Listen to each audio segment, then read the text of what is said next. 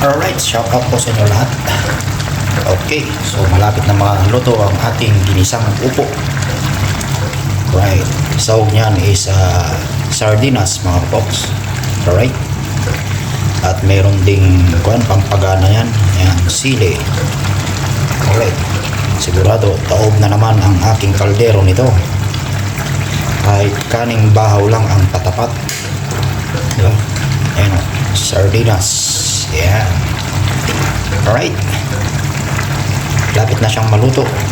Sigurado mayroong nang matatakam dyan sa aking simpleng ulam ngayong araw, ang ginisang upo.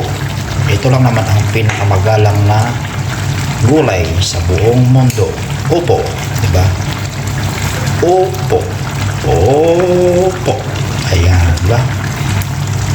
Tayo lang naman mga Pilipino ang may salitang gano'n magalang, diba? Opo, diba? Opo. Pag gumanon, magalang talaga.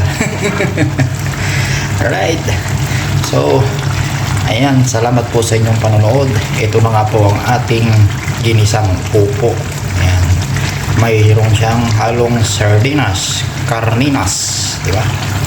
Wala akong karne kaya sardinas na lang. Karne rin naman yan karnenas, diba?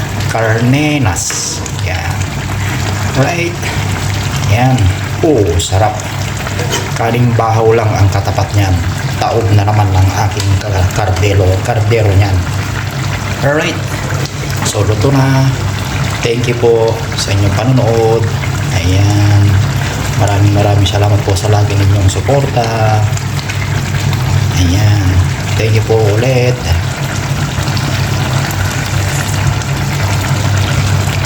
Wow. Kagat na kagat yung kanyang lasa mga poks. Yung anghang niya. Yung anghang ang nagpadala. Ayan maanghang na nga yung sardinas. Nilagyan ko pa ng sili. Diba? Sigurado pawis na naman ng aking noo. Bunbunan. Alright. So, thank you po sa inyong panonood. Alright. Ayan na ang ating ginisang upo. Luto na. Ayan. So, kainan na. Ilabas na ang bahaw. At tayo na is kakain na. Alright. Bye-bye sa inyong lahat. Thank you po sa panonood.